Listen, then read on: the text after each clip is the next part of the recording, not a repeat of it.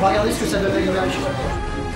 Chers amis, chers abonnés de la chaîne Reconquête sur YouTube, vous êtes maintenant 66 000, nous sommes à un événement tout à fait exceptionnel, parce qu'après, la France n'a pas dit son dernier mot, c'est « Je n'ai pas dit mon dernier mot », le nouveau livre du patron, du boss, de notre ex et futur candidat Éric Zemmour, qui va dédicacer aujourd'hui au café Le Tournon, dans le 6e arrondissement de Paris, en face du Sénat, donc je pense qu'on ne sera pas ennuyé par les antifas, ni par toute contestation. Il va dédicacer son nouveau livre, qui est déjà en tête des ventes sur Amazon, donc c'est tout à fait exceptionnel. Il est à peine sorti, ou même pas encore tout à fait surpris, il est déjà en précommande. Donc merci d'être là avec nous. On va essayer de faire un petit micro-trottoir sans trop déranger la signature. Le candidat n'est pas arrivé, enfin l'auteur n'est pas arrivé encore. On va faire un petit micro-trottoir. Il y a beaucoup de gens, beaucoup de monde devant, vous le verrez. Et même à l'intérieur, nous avons tous les fidèles sont là. Le vice-président de Génération Z, nous avons la sécurité, nous avons les militants de base et aussi les cadres. Bon, un peu tout le monde, des représentants, des délégués locaux aussi, de province et de banlieue parisienne. Donc vraiment on est à l'épicentre de Paris aujourd'hui, c'est là où ça se passe. Voilà la petite présentation, vous avez vu cette superbe affiche, regardez, c'est magnifique, un beau regard bleu qui regarde vers l'horizon et puis ce titre merveilleux, Je n'ai pas dit mon dernier mot, donc qui vient à la suite de La France n'a pas dit son dernier mot, qui était sorti il y a quelques mois et qui était, je crois qu'il avait fait 250-300 000 exemplaires, ce qui est colossal dans ce pays. Voilà, on va maintenant partir à la rencontre des gens qui attendent Éric Zemmour et on va leur poser des questions. Pourquoi sont-ils là? Est-ce qu'ils ont lu ses autres ouvrages? Enfin, ce qui vous intéresse. À tout de suite. Bon, alors là, nous sommes en compagnie de François Bousquet.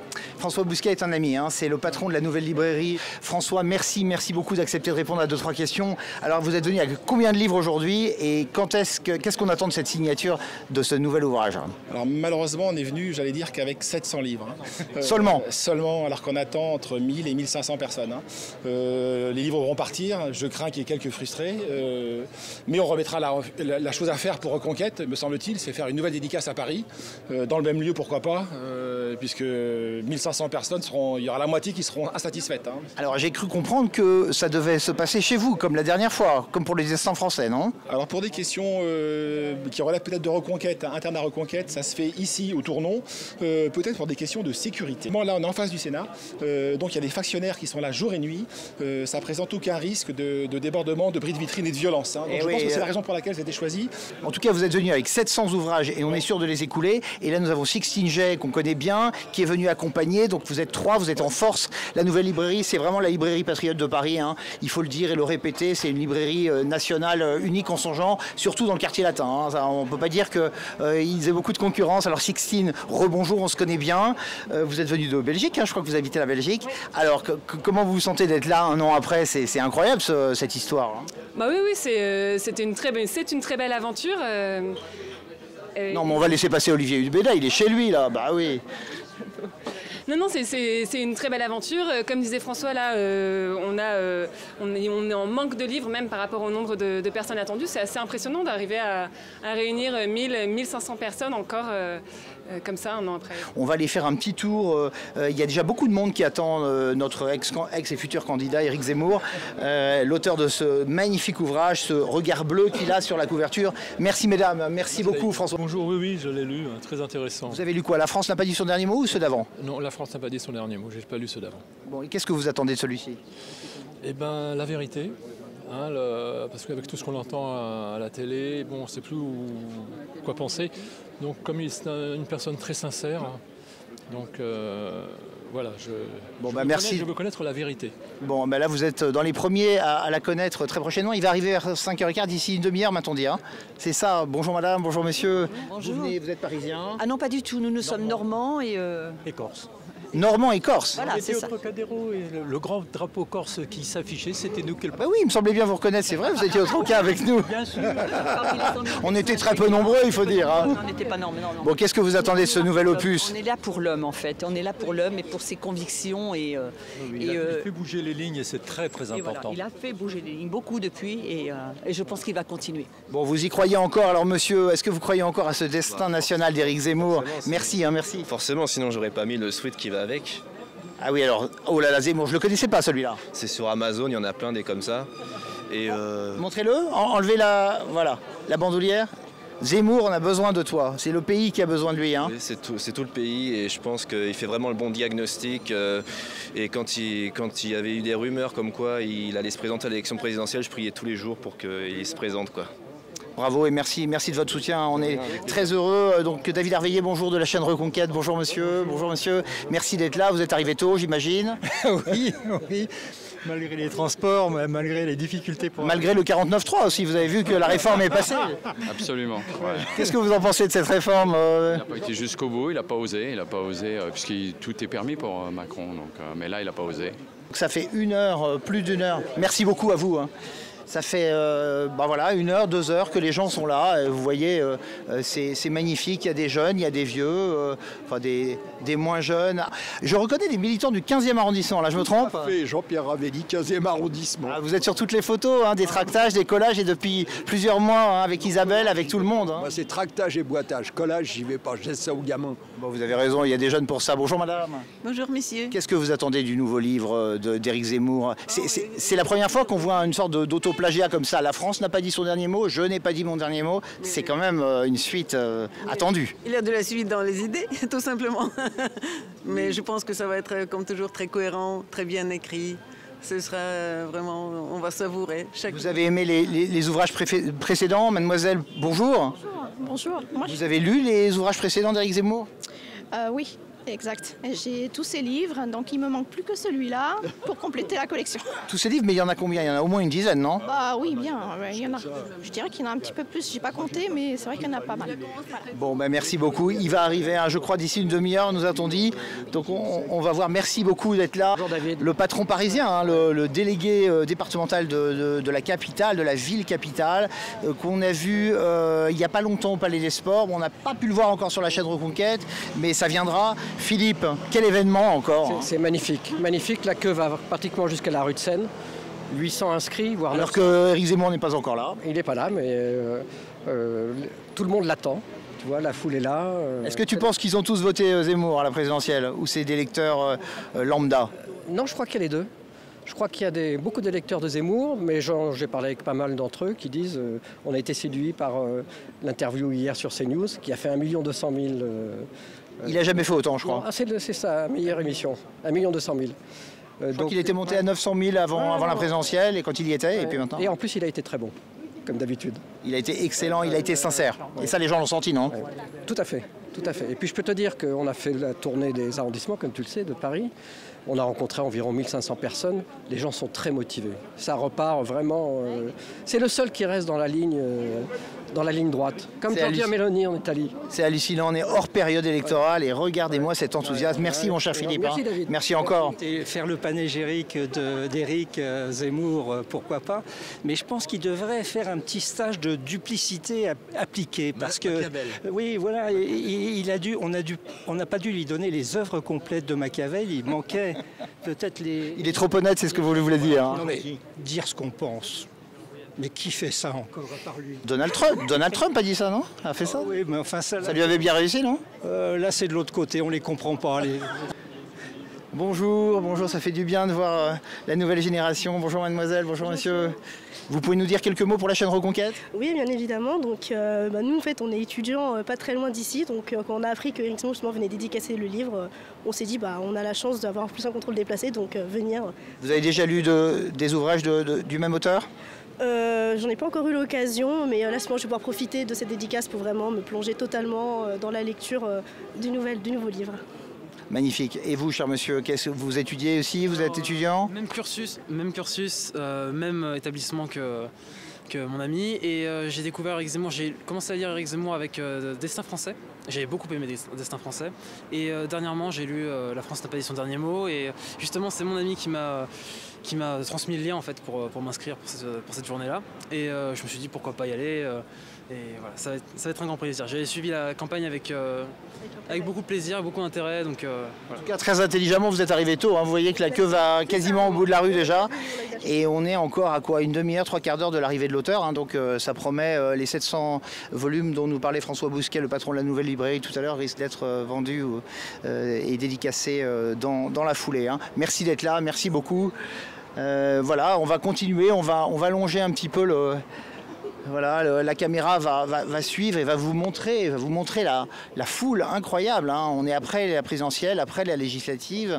Il a fait 7,07% à la présidentielle, il a fait 4,5% à la législative. Et regardez ce monde. C'est-à-dire que la France de Zemmour, la France zémourienne, la France de demain finalement, elle est là, elle est dans la rue aujourd'hui, dans la rue de Tournon, face au Sénat. Quel beau symbole, hein, qui a voté ce matin la réforme des retraites, puisque hein, nous sommes au jour J de la réforme Macron, qui est passée d'abord démocratiquement, puis par l'article 49, alinéa 3 de la Constitution à l'Assemblée nationale cet après-midi. Donc regardez le monde, hein, regardez ça, c'est absolument incroyable. On n'est pas en période électorale et on a des Zemmouriens, mais aussi peut-être des gens qui sont juste curieux de rencontrer Éric Zemmour, hein, qui ne le connaissent pas.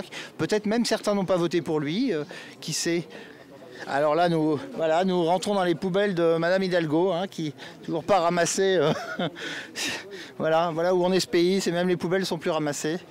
Voilà, on a regardé cette foule magnifique.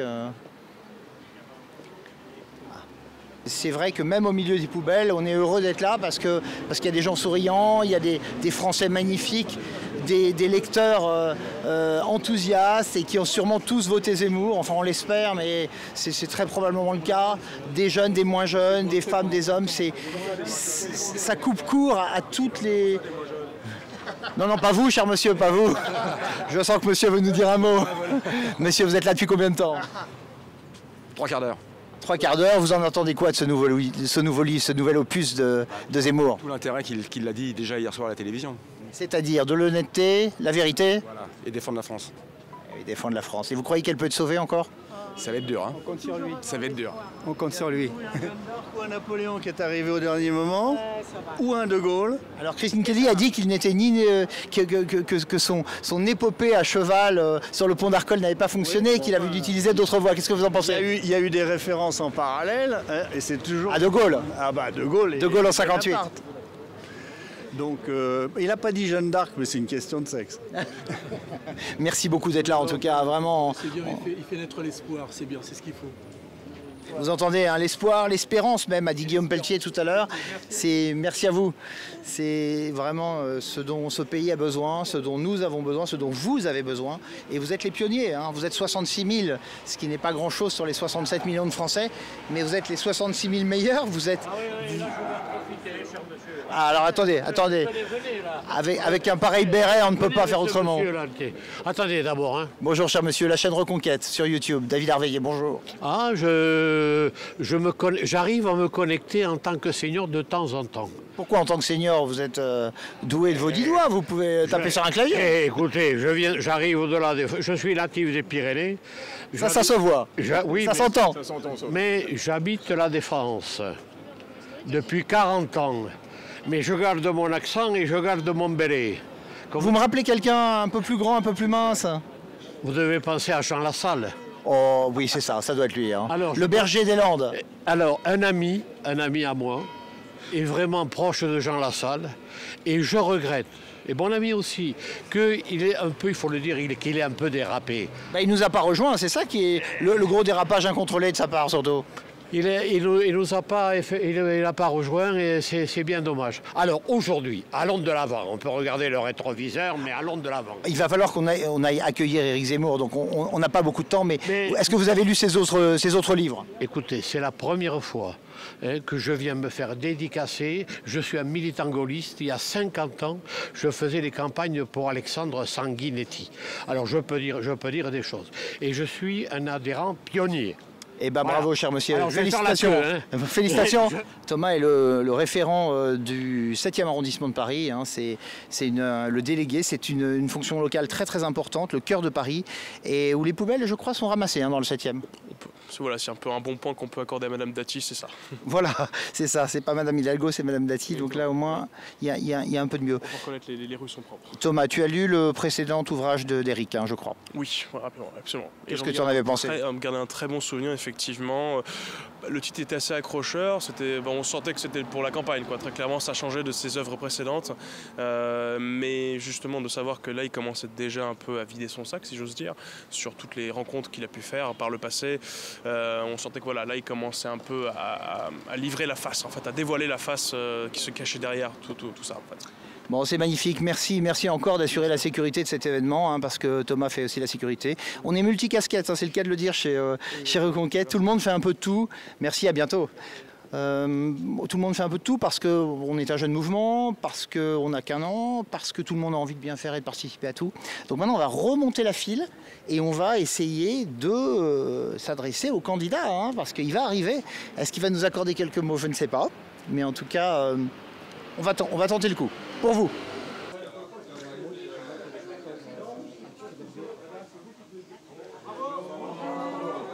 Voilà, allez, c'est parti. Là, c'est la grande arrivée. La grande arrivée de notre candidat, futur et ex-candidat. Ex et futur plutôt. Il arrive avec Guillaume Pelletier, j'ai l'impression. Hein. Voilà, Éric Zemmour. Hein. Éric Zemmour qui salue tous les militants. Et qui retrouve Olivier Hubella, voilà, qui va s'asseoir. Bonjour président. Je vais enlever ça, bien sûr. Éric Zemmour qui est là, et qui va peut-être pouvoir nous saluer, on va voir. Attends, on va laisser passer Guillaume Pelletier. Ah, il s'installe. Hein. Et alors attention.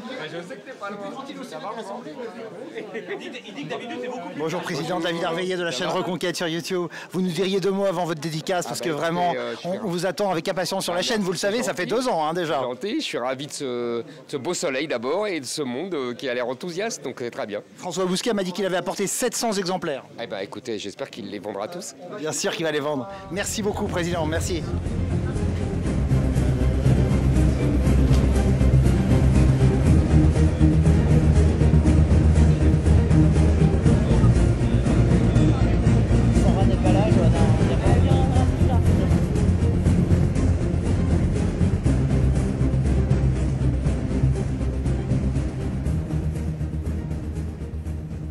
Alors là, nous sommes derrière Guillaume Pelletier. Alors, Guillaume Pelletier, co-vice-président du mouvement, qui nous a accordé une très longue interview l'autre jour à la maison avec Marion Maréchal et Nicolas Bay. Bonjour mon cher Guillaume. Vous allez bien ? Ben oui, ça va, ça fait plaisir de vous voir ici. Vous êtes en train de draguer la foule, là, de faire monter l'enthousiasme. Ben oui, des visages amis. Dites-nous quelques mots pour la chaîne Reconquête. On fait un petit micro-trottoir aujourd'hui pour cet événement incroyable, Guillaume.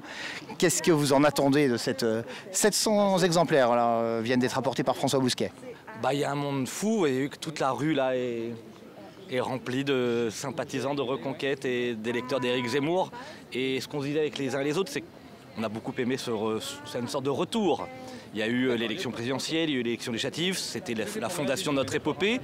Il y a eu une fin d'année un peu plus ingrate, parce qu'on n'est pas en campagne électorale. Et on a préparé avec Éric, avec Sarah, avec Marion, avec Nicolas, avec toute l'équipe, ce retour, non seulement à travers la tournée littéraire, la nouvelle tournée littéraire. La nouvelle croisée des chemins, on pourrait dire ? Peut-être, voilà, enfin, même si chaque année est différente, avec un livre, vous verrez, qui est... On rit, on pleure, on s'émeut, on attend, on s'impatiente. Est-ce que, comme Christine Kelly, vous l'avez lu d'une traite, Guillaume ? Ah oui, extraordinaire. Franchement,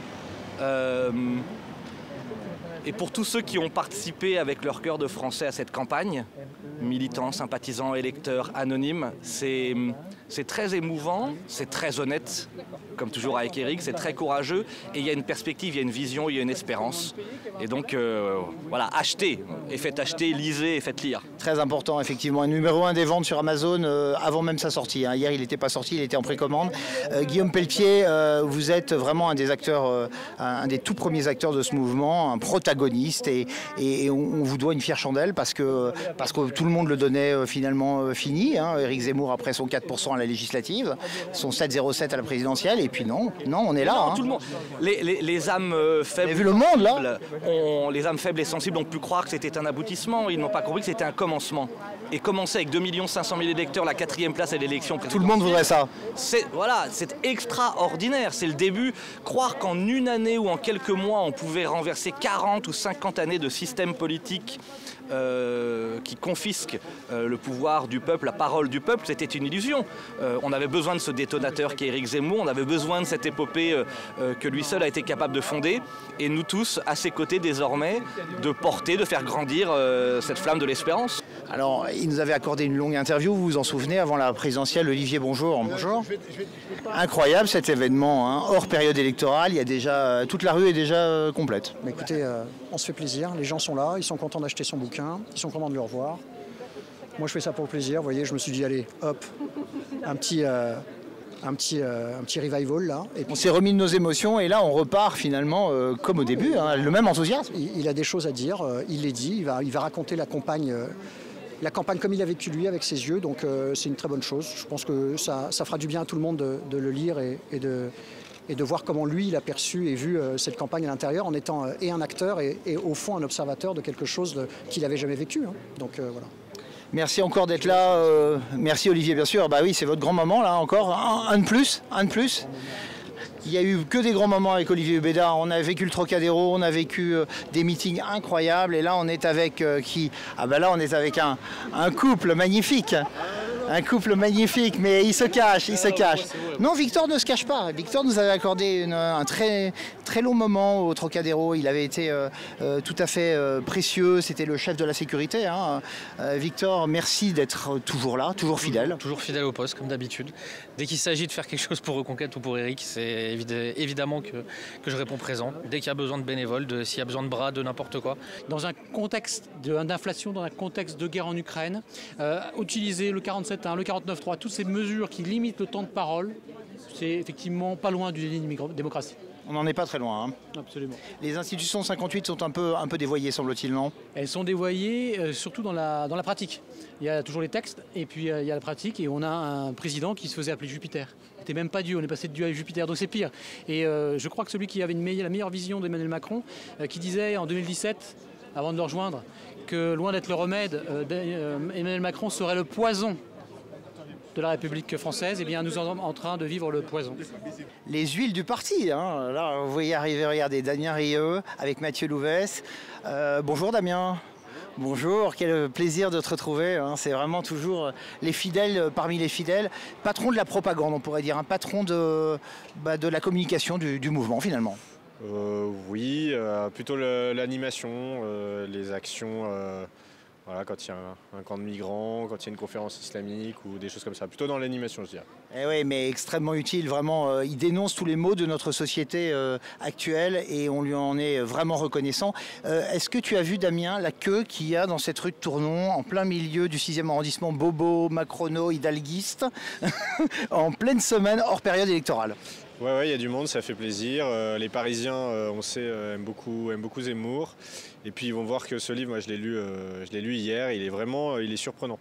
Je ne m'attendais pas à ça, il y a des chapitres vraiment intéressants. On n'est pas du tout comme ce qui est dit dans la presse, dans le règlement de compte ou quoi. Il y a le chapitre économique que j'ai trouvé passionnant, le chapitre sur Onfray où il se distingue, il explique pourquoi le souverainisme de gauche est une impasse. Voilà, vraiment très très intéressant. Il y a des idées, il y a aussi un retour évidemment sur la présidentielle avec le désamorçage de pas mal de choses. C'est bien fait, c'est fin. Je trouve que quand parce que parfois il dit les choses, voilà, ça pique un peu, mais c'est fait avec élégance, c'est fait avec classe. Voilà, donc c'est un livre fin et élégant.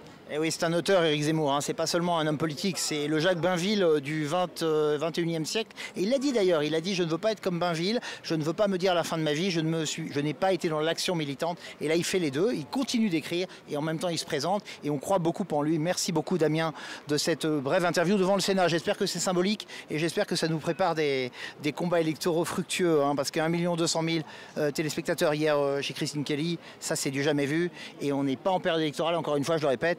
C'est un signe, je pense qu'on est en train de naître, on n'est pas mort du tout. Hein. Tout à fait, c'est le début d'une aventure. On a fait une première étape, on a fixé des bases et maintenant il faut mener la reconquête. Elle va peut-être prendre des années, mais dans tous les cas, il n'y a que nous qui la mènerons. Et Marion, tu sais si elle passe? Marion Estradi? Ah oui. Stade.